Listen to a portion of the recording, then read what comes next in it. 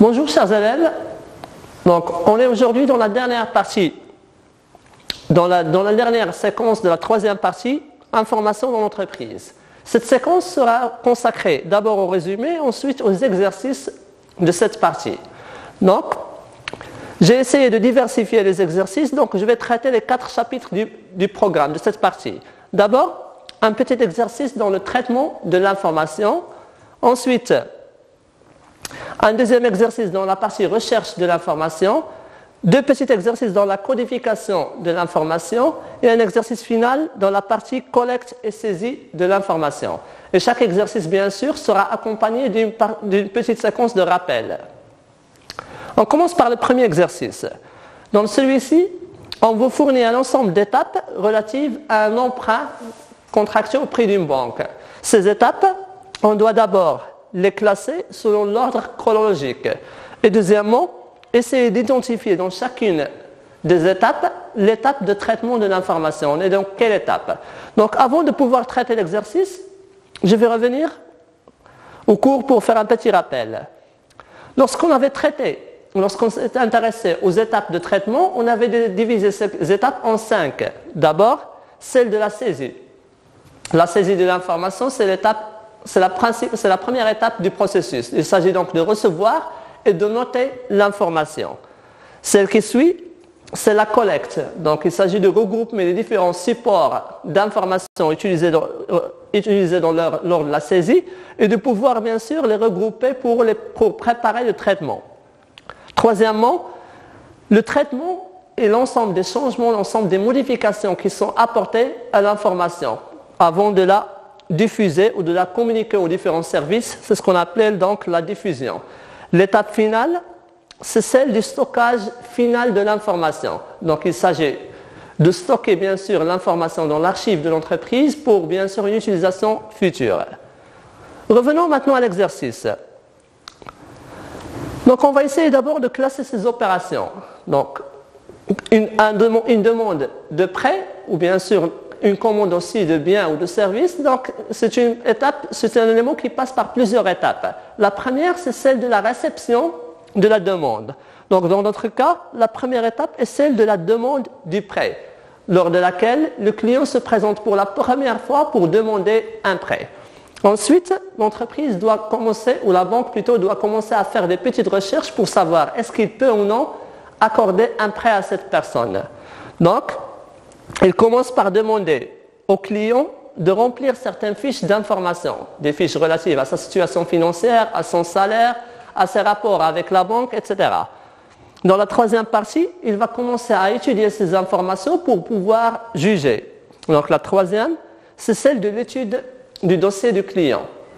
La quatrième, donc dans la quatrième, il donne son accord. Donc il étudie le dossier, il peut donc confirmer que le client peut prendre un crédit ou peut emprunter de l'argent, donc il donne son accord. Après celle-ci vient celle de la signature du contrat. Donc après l'accord de la banque, il appelle le client pour signer le contrat qui contient bien sûr les différents détails en rapport avec l'emprunt. L'étape suivante, celle de l'information du siège. Donc les petits emprunts ou les emprunts de valeur très petites peuvent être bien sûr accordés par des agences. Mais celles-ci, en fin du processus, doivent informer le siège. Et la dernière étape, c'est le rangement bien sûr des contrats et des fichiers du client. Donc les opérations bien sûr, on va les classer par ordre chronologique. Donc on aura le classement suivant. Donc la première étape du processus, donc on va essayer maintenant de passer à la deuxième étape. Donc on va essayer d'identifier quelles sont les étapes de traitement. Donc on commence par ordre chronologique. La première étape dans laquelle l'entreprise reçoit le client par la première fois et reçoit la demande de prêt. Dans cette étape est donc la saisie, ça veut dire dans laquelle on reçoit et on note l'information. La deuxième consiste à rechercher des informations sur le client, à regrouper ces informations. C'est donc celle de la collecte de l'information. La troisième, donc, il commence à introduire des modifications, à commencer à étudier ou à faire bien sûr un traitement de la demande du client, c'est donc l'opération de traitement. Cette opération, bien sûr, est l'opération la plus longue du processus.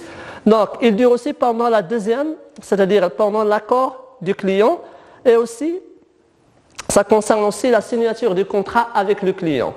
Après la signature, l'entreprise ou la banque plutôt va communiquer cet accord au siège. Il s'agit donc de l'étape de diffusion de l'information. Et la dernière étape concerne donc le rangement du contrat, le rangement des fiches, bien sûr dans les archives de la banque. Il s'agit donc de l'étape de traitement. Deuxième exercice concerne la partie de la recherche d'informations. Donc c'est un exercice par lequel on doit répondre par vrai ou par faux. Première proposition. Les mots-clés permettent une recherche précise d'un document relatif à un thème défini. Dans cette partie, on avait noté que la recherche ou l'accès à l'information peut être de deux manières. Ça peut être un accès par arborescence, ça veut dire qu'il s'agit donc d'ouvrir un premier menu qui vous donne l'accès à un deuxième et ainsi de suite. Donc cette recherche d'information permet d'atteindre l'information de manière directe, tandis que la recherche par mots-clés permet de nous donner un ensemble des références et nous approcher de la réponse. Dans ce cas, la réponse est faux, car la recherche d'information ne nous permet pas d'atteindre, par mots-clés, ne nous permet pas d'atteindre directement l'information, mais il nous donne tout simplement un ensemble de références pour permettre de choisir parmi ces références. Deuxièmement, les banques de données sont avec T, désolé, je m'excuse, donc des services gratuits réservés aux professionnels. Donc les banques de données, on les avait définies comme un ensemble d'informations qui sont gérées et qui sont stockées par des organisations et qui sont bien sûr partagées. Donc ces informations permettent un service gratuit qui est réservé bien sûr aux professionnels d'un domaine défini. Donc la question ou la proposition est vraie. Troisièmement, on peut transférer des fichiers sur Internet, des images, des vidéos, des documents, etc. Oui, la réponse est correcte car l'Internet, c'est un réseau de réseaux, c'est un réseau qui permet de partager l'information entre plusieurs ordinateurs. Quatrièmement, une base de données est gérée par un logiciel d'application. Une base de données, c'est d'abord un ensemble d'informations qui peuvent être bien sûr organisées ou structurées et gérées par que ce soit une institution ou une entreprise. Donc cette gestion de l'information suppose l'existence d'un matériel, d'un ordinateur par exemple ou d'un disque dur pour classer cette information. Il s'agit donc d'une information qui est vraie. Finalement, un site internet est la zone de stockage des informations dans le serveur. Un site, il s'agit donc d'un nom de domaine qui vous permet d'accéder à une information. C'est juste donc un lien entre l'utilisateur et l'information. Donc l'information ici est fausse. Troisième exercice donc, concerne la partie de la codification de l'information. Donc on va prendre l'exemple d'une entreprise appelée Alpha et qui cherche à attribuer à chacun de ses salariés un code pour faciliter l'accès à ses salariés aux données statistiques. Ce code sera composé de 4 chiffres suivi d'une clé de contrôle, c'est-à-dire au total 5 chiffres. Et on vous demande donc de proposer, en se basant sur vos connaissances et sur bien sûr les informations qu'on a ici, de proposer une méthode pour codifier cette information. Deuxièmement, on vous demande de déterminer la clé du contrôle d'un code qui est le code 1526 selon la méthode modulo 10. Donc on va revenir d'abord à un rappel. Qu'est-ce que la codification? Donc la codification est l'opération qui consiste à résumer ou à abréger l'information pour simplifier son traitement.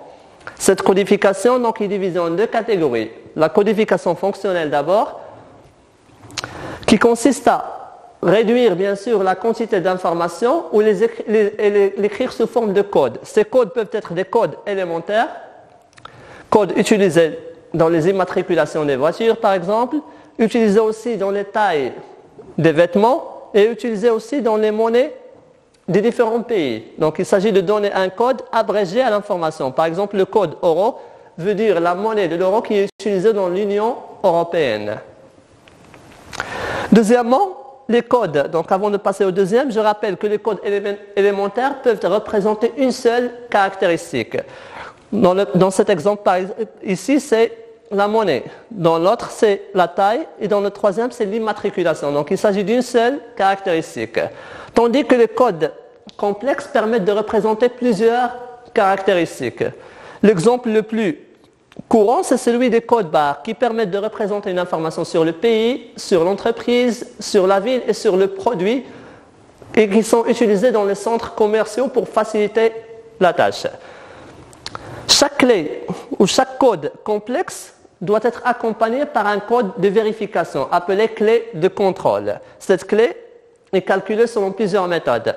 On a bien sûr donné l'exemple de 3 méthodes qui sont appelées méthodes modulo, modulo 10, 23 et 97.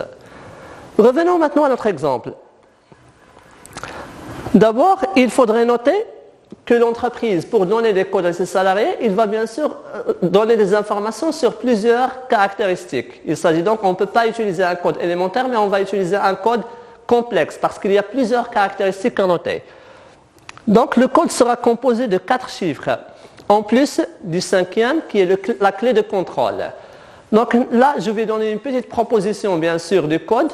Comment faire avec le code? Donc on peut représenter, par exemple pour les 4 chiffres, 4 types d'informations. Moi, je vais me contenter de 3 informations. D'abord, le service auquel appartient le salarié. Et donc, on a différents services de l'entreprise. Pour chaque service, on peut attribuer un code. Par exemple, pour la direction, c'est le code 1. Commercial, c'est le code 2. Comptable, achat, etc. Donc, dans chacun des services, donc, on va lui attribuer un code. Deuxièmement, la deuxième caractéristique qu'on peut avoir, c'est le sexe. Donc, les salariés peuvent être divisés en hommes ou en femmes. Et la troisième concerne l'année d'entrée en service de ce salarié. Pour cette année, bien sûr, on va noter que les 2 derniers chiffres. Par exemple, pour un salarié qui a intégré l'entreprise en 2010, on va noter le chiffre 10. Et la dernière sera consacrée aux clés de contrôle calculées selon l'une des méthodes, modulo 10, 23 ou 97. Je vais prendre un exemple. Le chiffre ou le code 2101 veut dire qu'il s'agit d'un employé du service commercial. Il s'agit donc d'une femme qui travaille dans le service commercial et qui a intégré l'entreprise en 2001, qui a commencé à travailler en 2001. Donc je rappelle juste que cette codification n'est pas exhaustive. Bien sûr, pour chacun des élèves peut proposer sa propre codification. Dans la deuxième partie, on vous demande de déterminer la clé du contrôle du chiffre 1526 selon la méthode modulo 10. Pour déterminer cette clé, on passe par 2 étapes. Dans la première, donc, je vais noter d'abord le chiffre, donc 1526, et je vais multiplier chacun des chiffres selon son rang par 1 ou 2. Le premier chiffre, donc je commence par la droite, le premier chiffre est multiplié fois 1, le deuxième fois 2, troisième fois 1, le quatrième fois 2, et ainsi de suite. Je vais obtenir ensuite donc, les résultats de cette multiplication. Ces résultats sont additionnés pour obtenir un chiffre. Le chiffre que j'obtiens ici est le chiffre 17. Dans la deuxième étape, je vais prendre le même chiffre et je vais le retrancher de la dizaine supérieure la plus proche. Par exemple, pour 17, la dizaine la plus proche, c'est la dizaine 20. Donc, ça me permet d'obtenir le chiffre 3. Je vais dire donc que la clé du contrôle du chiffre 1526 est le chiffre 3. Dans l'écriture, on peut écrire donc le code 1526 et à côté du code, on peut noter la clé du contrôle 3. Donc cette partie concernait la codification fonctionnelle. Maintenant, on va passer à la codification technologique qui permet de traduire un langage parlé par les hommes en un langage qui est compréhensible par les machines. Donc là, on va essayer de traduire en langage binaire le chiffre décimal 173. Et l'inverse, je vais traduire en langage décimal le chiffre binaire donc, suivant. Je commence par le premier. Pour obtenir le chiffre binaire d'un chiffre décimal, je commence par diviser ce chiffre sur 2. Et je commence à conserver le reste de la division. Donc 173, ici je l'ai divisé par 2. J'ai obtenu 86 et le reste c'est 1. Je vais refaire la même opération avec le résultat de la division. Donc 86 sera divisé sur 2. Ça nous donne 43 et un reste de 0. Et ainsi de suite. Je continue jusqu'à avoir 0 en résultat de la division. Donc le chiffre obtenu bien sûr dans le reste de la division est automatiquement le 1. Donc il s'agit ensuite de noter ces chiffres en commençant du bas vers le haut. Je note que les restes de la division. Et j'écris donc 173 en langage décimal et le chiffre, donc je commence par le bas, 1, 0, 1, 0, 1, 1, 0 et 1. Donc le chiffre 173 en langage décimal est équivalent à 101, 011, 01 en langage binaire. Passons maintenant à l'opération inverse.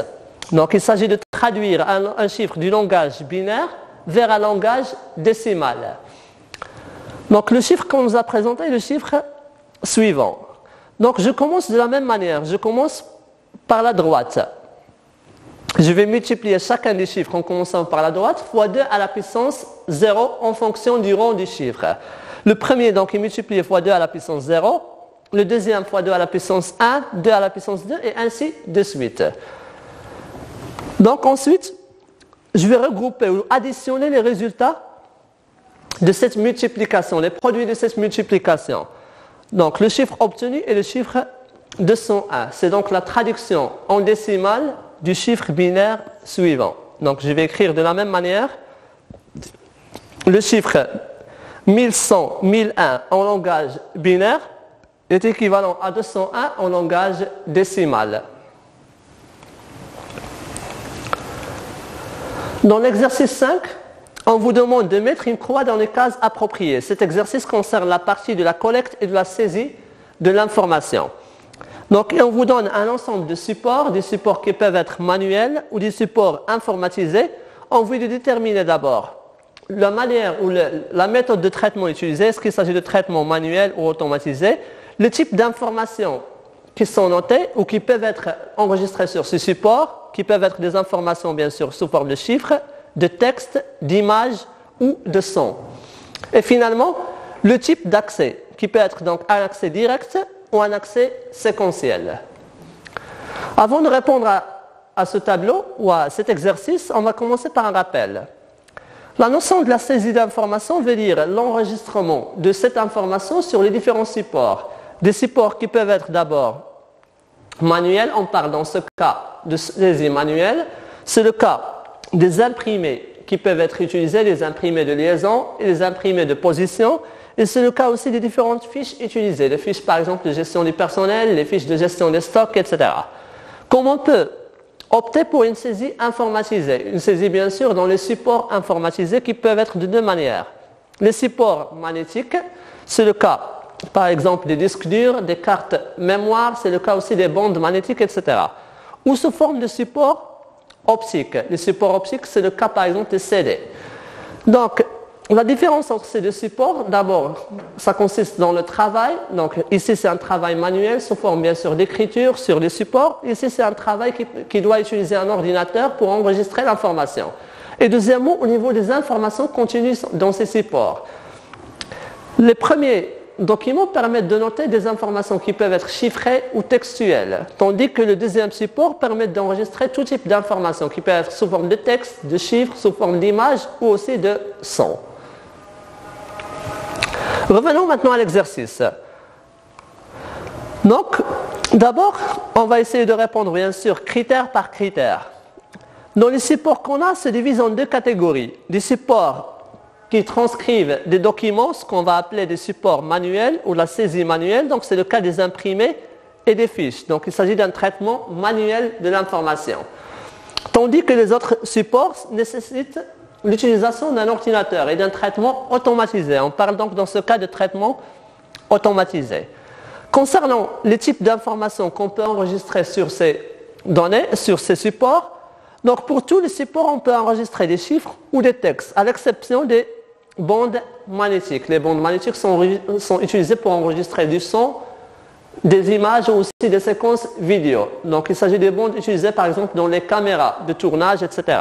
Donc ils ne peuvent pas noter des informations chiffrées ou textuelles. Ils peuvent noter que des images et du son. Donc pour les formats, pour la question bien sûr des images, tous les supports qui sont inscrits ici peuvent noter des images, à l'exception bien sûr des imprimés. Les imprimés, comme on l'avait vu dans la séance de saisie de l'information, ce sont des documents qui permettent d'enregistrer et de noter l'information sous forme écrite, donc sous forme de texte et de chiffres. Donc ils ne peuvent pas noter d'informations en images. Tandis que les fiches peuvent parfois contenir des images ou des photos, comme le cas des fiches du personnel, qui peuvent contenir des photos. Concernant le son, bien sûr, les supports papier ne peuvent pas contenir du son, ils ne peuvent contenir que les autres types d'informations, alors que tous les autres supports peuvent contenir de l'information sonore. Concernant le type d'accès, par type d'accès, on veut dire bien sûr l'accès à l'information. Donc, est-ce qu'il s'agit d'accès direct à l'information? Ça veut dire que je peux atteindre l'information directement, ou d'un accès séquentiel. Ça veut dire que je dois passer par plusieurs autres informations avant d'atteindre l'information concernée. Donc, l'accès est sélectif pour l'ensemble et direct pour l'ensemble des supports, à l'exception des bandes magnétiques. Les bandes magnétiques, bien sûr, ils sont présentés sous une forme séquentielle. Ça veut dire que je ne peux pas atteindre une information sans passer par celle qui la précède.